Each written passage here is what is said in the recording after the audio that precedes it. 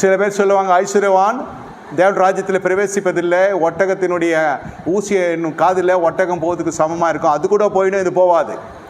ஏன்னா அவனுக்கு முற்றிலும் வெறும் பணம் தான், வெறும் பணம் தான். அது அந்த மாதிரி ஜனங்களுக்கு இந்த வழி தெரியாது. நமக்கு பணம் காலடியில் இருக்கணும். அப்போஸ்தலர் நடவடிக்கைகளை வாசிக்கிறோம், பரிசுத்த ஆவியானவர் ஆளுகை செய்கிறார், பணம் அப்போஸ்தலர் பாதத்தண்டியிலே வந்தது. இப்போ பணம் பிரதானமாக போகிற பொழுது இந்த எல்லா சூதும் உள்ளே வந்துடும். யாரையாவது பார்த்தா சந்தேகிப்போம்.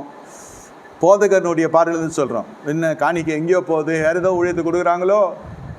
நடைமுறை சொல்கிறேன் ஐயா, யார்கிட்டன்னா கொடுத்துட்டு போட்டேன் ஐயா, நமக்கு வர்றது கோடிகள் கர்த்தர் வைத்திருக்கிறார், நம்ம கர்த்தர் எப்படி வேணா ஆசீர்வதிப்பார். விசுவாசி வருகிறார்கள், அதன் மூலமான ஆசீர்வாதம் வந்தால் சந்தோஷம், இல்லாவிட்டால் அது அவர்களாச்சு கர்த்தராச்சு.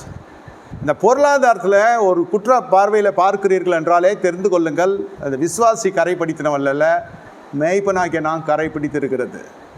கரை குறைகளை உண்டாக்கும். ஒரு பெருந்தன்மையாக நாங்கள் பார்க்கணும்.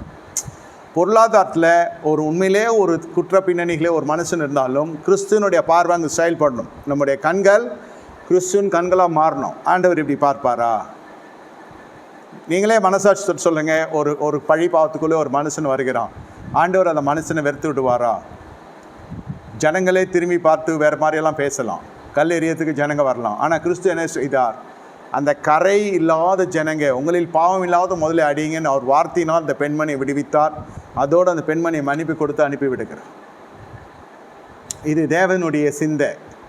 அப்போ உயிர்த்தெழுந்த வல்லமையில் பார்த்தீங்கன்னா முதல் குற்றவாளிகளாக பார்க்க வேண்டியது இந்த சீடர்கள் தான். வேறு யார் வேணால் விட்டுடலாம், ஆனால் இவங்களை மாதிரி நன்றி கெட்டவங்க, இவங்க மாதிரி இந்த உபத்திரவங்களுக்குள்ளே கர்த்தர் போல மறுபடியும் ஒன்றுமே நடக்காத போல் வருகிறார். அவர்களுக்கு தெரில, அடையாளமே தெரில. அடித்து கிழித்து 3 நாள் முன்னாடி ரத்த வெள்ளத்தில் இருந்த பிரேதம், அதை பார்த்தா அவர்களுடைய மனநிலைன்னா, எங்கள் ஆளுக்கு நீங்கள் கை வச்சிங்கன்னா ஒரு அற்புதம் செஞ்சீங்கன்னா மறைஞ்சிடுவார். அப்படி தான் மறைஞ்சார் நிறைய வாட்டி. நீங்கள் சுவிசேஷ புஸ்தில் பார்த்தீங்கன்னா அவர் நடுவில் தான் அவர் மறைஞ்சிடுறார். இவங்கெல்லாம் சிலுவை பாடினா அவர் ஒரு நிமிஷத்தில் அப்படி கண்ணமூடி கண்ணத்துள்ள ஆள் இல்லாமல் போயிடுவார். மாயாஜாலத்தை போல இவங்க நினச்சாங்க. வார்த்தை நிறைவேறத்துக்கு அவர் கடந்து போன அதுதான் சொல்கிறேன், அந்த சத்திய வேதம் இல்லை. வெறும் அவரை பின்னாடியே அவர் ரபின்னு அவருடைய அங்கேயே சுற்றி கொண்டிருக்கலாமே தவிர, அவரை இவர்கள் பயன்படுத்தி சந்தை வெளில வாங்கி சாப்பிட்லாமே தவிர சரக்கு இல்லை. ஜெபிக்கிறீர், நீங்கள் ஜெபிக்கிறீங்க, உங்களுக்கு என்ன வரணும்? கர்த்தருடைய வார்த்தை வரணும். அந்த வார்த்தை உங்களை சந்திக்கணும், அந்த வார்த்தை உங்களுக்கு ஞானத்தை கொடுக்கணும், அந்த வார்த்தை உங்களை புடமிடணும், அந்த வார்த்தை உங்களை சீர்படுத்தணும், அந்த வார்த்தை உங்களை அப்படியே செதுக்கி ஒரு பக்குவத்துக்குள்ளே கொண்டு வந்துன்னு இருப்போம். அப்பொழுது உங்கள் உடை நட பாவனை நான் எதுவுமே சொல்ல வேண்டியதில்லை. இதை உடுத்துங்க, அதை உடுத்துங்க, இதை சாப்பிடுங்க, அதை சாப்பிடுங்க, உங்களுக்குள்ளே தெரியும்.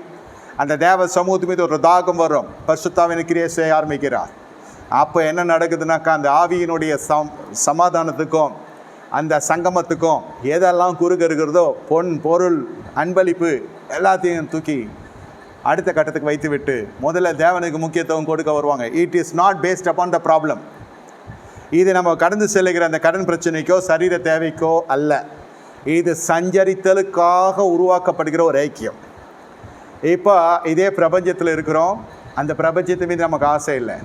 அப்போ எத்தனை பவுன் வச்சுருக்கிறீங்க? அந்த ஃபங்க்ஷனில் பார்த்தேன் காசு மேலே போட்டிருக்கா உங்கள் வீட்டு அம்மா, இந்த ஃபங்க்ஷனில் பார்த்தோம் உங்கள் வீட்டில் தியானம் இருக்குது, இதெல்லாம் சொல்லலாம். ஆனால் உங்களுக்கு அதன் மீது நோட்டம் இல்லை, நோக்கம் இல்லை. அது தானாக உன்னை தேடி வருகிறது.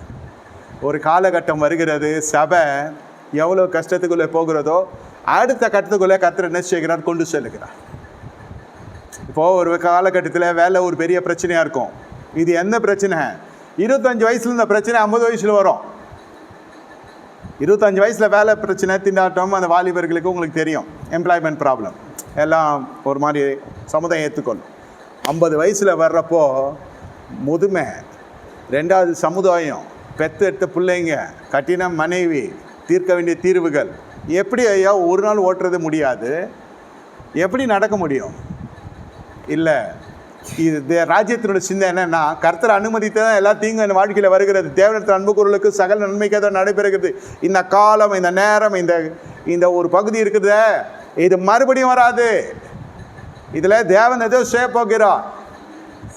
அடிப்பட்ட ஹாஸ்பிட்டலில் இருக்கிறவங்களுக்கும் சொல்கிறேன், என்ன உங்களோட கர்த்தர் ஏதோ பேச விரும்புகிறார். ரொம்ப நீங்கள் அலுவல் பொருளாக இருந்தால் கர்த்தரால் பேச முடியல. அந்த இடத்துல படுக்க வச்சுட்டு நிறைய பாடங்கள் கற்றுக் கொடுக்கலாம், நிறைய பிரமாணங்களை கற்றுக்கொள்ளலாம். சில சமயத்தில் வேலையில்லா அந்த காலகட்டம் என்னென்னா புது வாசலை கர்த்தர் திறக்கிற தேவன் நம் தேவன். சிலர்லாம் நீங்கள் பார்த்தீங்கன்னா இது வருத்தப்பட்டு இந்த இடத்துல என்ன செய்வாங்கனாக்கா அப்படியே ஒதுங்கி டாஸ்மாக்குள்ளே போயிடுவாங்க. தெரிந்தா டாஸ்மாக்னா என்னன்னு? குடிக்க போயிடுவான் மறுபடியும். ஏன்? எல்லா பக்கம் நெருக்குது, ப்ரெஷர். இது இன்னும் உள்ளே வரல.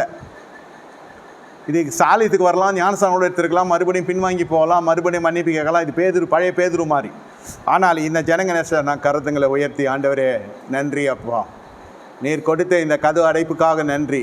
நான் லாக்டவுன் உலகத்துக்கு இருந்த லாக்டவுன் சொல்ல, தனிப்பட்டது நமக்காக வந்த லாக்டவுன். நம்ம குடும்பத்துக்கு வந்திருக்கிற அந்த நிவாரணம் அல்லது பொருளாதாரத்தினுடைய வாசல் மூடப்பட்டுடுச்சு. என்ன செய்வீங்க? ஏன் ஆண்டவரே மாயமா அதெல்லாம் இல்லை. அடுத்தது நான் என்ன செய்ய வேண்டும்? இந்த இடத்துல தான் தலைமைத்துவம் கூட நிற்கணும்.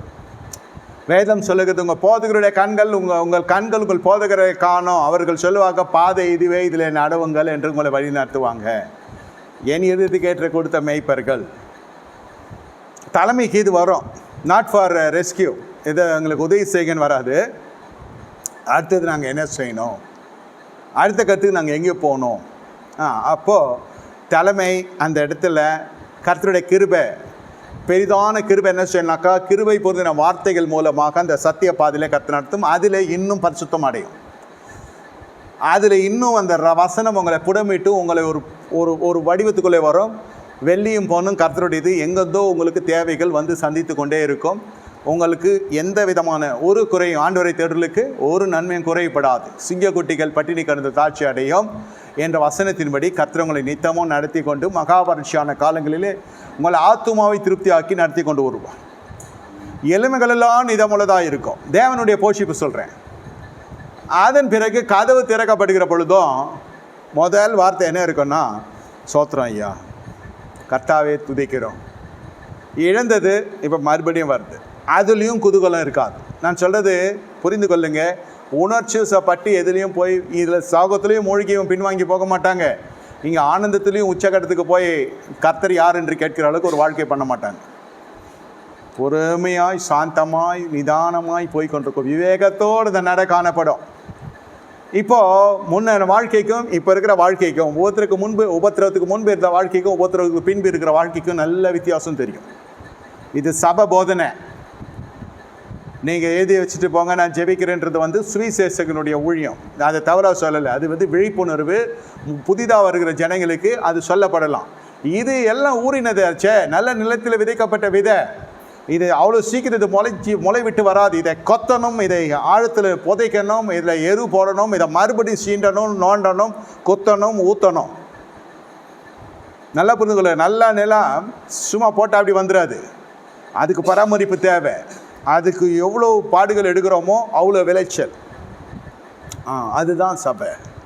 இப்பொழுது எந்த சபை சேர்ந்தவர்கள் முக்கியம் அல்ல, சபைக்கும் உங்களுக்கும் இருக்கிற உறவை நான் சொல்லுகிறேன்.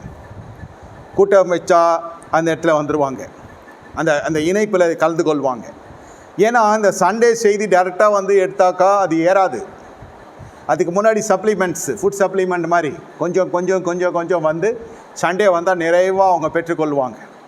வேத பாடம், குடும்ப ஆசீர்வாத கூடுகை, உபவாச கூடுகை எல்லாத்துலேயும் கலந்து கொள்கிற பொழுது அந்த சத்தியம் அவர்களை என்ன செய்யும், அப்படி திரும்ப விடாது. நான் எவ்வளோ அலுவல் பொருளாக இருக்கணும், கலந்து கொள்கிற விசுவாசம் அவ்வளோ அலுவல் பொருளாக இருப்பாங்க. ஒரே ஆவிலே சொல்கிறேன், ஒரே குடும்பம் நினைத்து சொல்கிறேன். நான் 8:30 மணிக்கு ப்ரிப்பேர் பண்ணி வரப்போ அவங்க 8:30 மணிக்கு வேலையெல்லாம் முடிச்சுட்டு நிற்கிறோம். சிக்னல் இருக்காங்களோ, ஆஃபீஸ் மீட்டிங்கோ, கடை பிரச்சனையோ, அவங்க ஆனில் வராங்க. அட்மிட் கொடுத்துக்கிறது நம்ம வேலை. நம்ம ஆட்டுக்கு பேசுவேன். 10 மணி ஆகும், 10 ஆகும், அது வரைக்கும் இருப்பாங்க.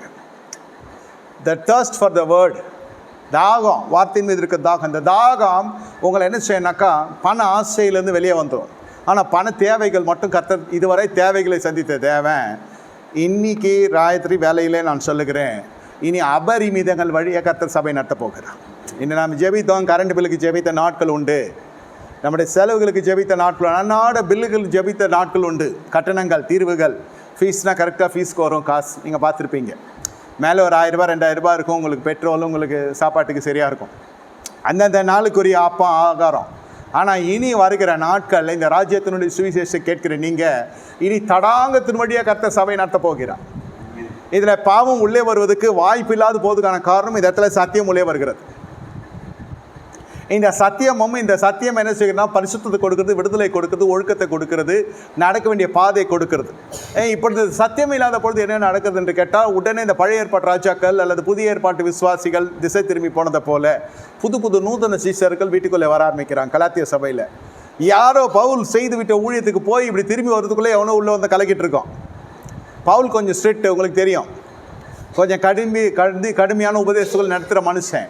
ஆனால் நடுவில் வந்தவங்க வந்து கொஞ்சம் ஃப்ளெக்சிபிள் டாக்டரின்ஸு. பரவாயில்லைங்க, யார் வீட்டில் நடக்கலை, வீட்டுக்கு வீடு வாசப்படி. அப்போ என்ன ஆகுனாக்கா குளிர்ந்துடும் மனசு. இந்த ஒரு வழி இருக்குது, ஆல்ரெடி நம்ம வீக்கு, இதில் பத்தாவதுக்கு இல்லையா அதெல்லாம் செஞ்சால் நம்மளுக்கு நடு வீதியில் வந்து நின்றுவோம். சில தவறுகள், பையன் அப்படி தான் லவ் பண்ணுவான், பொண்ணு அப்படி தான் லவ் பண்ணோம். யார் வீட்டில் நடக்கலை, இது எங்கள் வீட்டில் நடந்தால் விட்ருவானா? பரவாயில்ல விடுங்க, கர்த்தர் கிருபை தருவார். புற ஜாதிகள்லாம் எப்படி ஆண்டவர் ஏற்றுக்கொள்ளுன்ட்டா என்ன ஆகும் வாழ்க்கை? வேதம் சொல்லுது, இதனுடைய கான்சிக்வன்சிஸ் பற்றி எடுத்து சொல்கிறதுலாம் பவுலுடைய வேலை. இது செய்யாத இப்படி இரு அப்படி இரு, அப்படியே வீடு அக்கினியாக இருக்கும் கேட்கிற வரைக்கும். அவன் பிரச்சனை ஒரு பக்கம் கடுகாக போயிடும், அவனுக்கு ஆவிக்குரிய பாரம் உள்ளே வந்துடும். ஐயோ இவ்வளோ விஷயம் இருக்குது, நமக்கு தெரியல, கிறிஸ்தவ குடும்பத்தில் பிறந்திருக்கோம் அல்லது இவ்வளோ நாள் கிறிஸ்தவ நம்ம வழிபட்டிருக்கிறோம், தசவாங்கம் செலுத்தியிருக்கிறோம் இல்லை செலுத்தாமல் வந்திருக்கிறோம். அதெல்லாம் வந்து கட்டாயப்படுத்தாத சபைகளும் இருக்குது, கட்டாயப்படுத்தாத சபைகளும் இருக்கிறது. அதெல்லாம் பிரச்சனை இல்லை. இப்போது இருந்தால் தானே கொடுக்கறதுக்கு. இந்த பாவம் வந்து நம்முடைய கையின் பிரயாசத்தை ஆசீர்வதிக்கிறது, அல்லது இந்த பாவங்கள் வந்து கையின் பிரயாசத்தை பெற்றிருக்கிற ஆசீர்வாதத்தை நிர்மூலப்படுத்துகிறது என்ற ஒரு ரகசியத்தை இந்த மனசு சொல்லுகிறான். அப்போ யாராக இருந்தாலும் யோசிப்பாங்க. நிறைய பேர் வேலைக்காக ஜெபம் பண்ணுவாங்க, நல்ல வேலை கிடைக்கணும், இந்த வேலையில் எனக்கு போராட்டம். நான் சொல்கிறேன், கையின் பிரயாசம் கர்த்தர் ஆசீர்வதிக்கிறேன். காரணம் சங்கீத புஸ்தகம் 127 வாசிக்கிறோம், கர்த்தருக்கு பயப்பட மனுஷன் விதமாய் ஆசீர்வதிக்கப்படும். முதல் வசனமே கையின் பிரயாசத்தை நீ புசிப்பாய். இந்த உடன்படிக்கைக்குள்ளே போகிற பொழுது வேலைக்கான ஜபம் கவர் ஆகிடுது. That's broke. முன்னேற்றி அதை பற்றி நீங்கள் கேட்க மாட்டீங்க. ஐயா வேலையில் போராட்டம் இல்லை, வேலையில் போராட்டம் வரத்தான் செய்யும். சரீரம்னா ஒரு வியாதி வருது, உங்களை பொறாமப்பட தான் செய்வாங்க, உங்களை குறித்து தூத்த தான் செய்வாங்க. ஆனால் உங்களுக்கு எப்படி இருக்கணும்? பிரதிஷ்டை தான் வாழ்க்கை வேலை ஸ்தலத்துலேருந்தே வரணும். தீட்டானதை நான் தொடுவதில்லை, தானியலை போல. மேலே அட்வான்ஸ் கிங்டம் நாலேஜ் பிரின்சிபல், இது இன்னும் கொஞ்சம் உங்களை சிறப்படுத்துக்கிறதுக்கு இந்த சத்தியத்தை போதிக்கிறார் பவுல். அப்போ என்ன ஆகுதுன்னா, வீடு வந்து வேறு விதமாக இருக்குது. இப்போ அந்த வேலையில் சுழித்து வருகிறான். இப்போ நடுவில் ஒரு ஸ்திரீயோ ஒரு மகனோ ஒரு மகளோ உள்ளே வந்து வாழ்க்கைக்குள்ளே வர ஆசைப்படுறாங்க. நீங்கள் நல்லா படிச்சிருக்கிறீங்க, நல்லா உயர்ந்த பதவியில் இருக்கிறீங்க, ஒரு செல்வ சிரிப்பான ஒரு பின்னணியிலிருந்து ஒரு தொடர்பு வருகிற பொழுது இதை கர்த்தர் கொடுத்தாரு எடுத்துக்கொள்கிறது தான் cool gospel, cool doctrines, flexible doctrines. This may be Dominion doctrine, this may be Dominion theology. இது யாரையும் சட்டை பண்ணாமல் ஒரு மாதிரி பெருமையும் அகந்தையும் ஆணவம் செருக்கும் இருமாப்பும் நிறைந்ததை போல தென்படும். ஆனால் இது அது இல்லை, இது வந்து ப்ராக்டிஸ் பண்ணுறது கஷ்டம். இதை வந்து நீங்கள் பயிற்சிக்குள்ளே கொண்டு வந்தீங்கன்னா பல பிரச்சனைகள் கதவு அடைக்கப்படும். இதை வந்து நீங்கள் லகுவாக எடுத்துக்கொண்டு இதில் என்ன இருக்கிறது, பரவாயில்ல, உள்ளே வரட்டும், வாம்மா. இப்போ இந்த மாதிரி உயர்த்தப்பட்ட விசுவாசிகள் என்ன சொன்னாங்கனாக்கா, எங்களுக்கு ஒரு காசு வேணாம், உங்கள் பொண்ணு வந்தால் போதும். காசுக்காக இல்லை. இப்போ இங்கே ஆபிரகாம் வீட்டில் நடந்த கல்யாணம் மாதிரி இல்லை இது. ஏன்?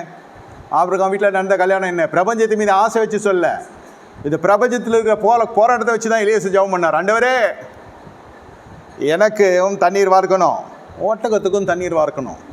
ஏன்யா ஒட்டகம் இருக்கிற வீட்டு தான் நீ வந்து கல்யாணம் பண்ணுவியானா? என்னை கேட்டால் ஆமாம் அப்படி தான் பண்ணணுன்ற வேதம் சொல்கிறேன் நான்.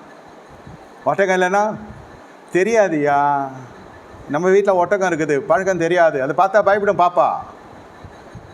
தனி வைனா பயப்படும். இல்லை அது பயப்படாமல் இருந்துச்சுனாக்கா எதிர்மறையாக போட்டு பாருங்கள் என்னென்ன பண்ணோன்னு. எவ்வளோ நீங்கள் பார்த்துருப்பீங்க வாழ்க்கையில்.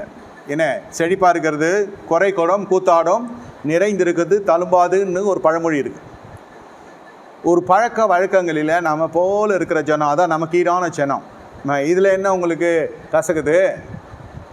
பொருளாதாரம்லாம் நம்ம கேட்டு பேசியெல்லாம் வாங்க வேண்டியதில்லை. நமக்கு ஈடான ஜனன்றப்போ they know the pain of a camel.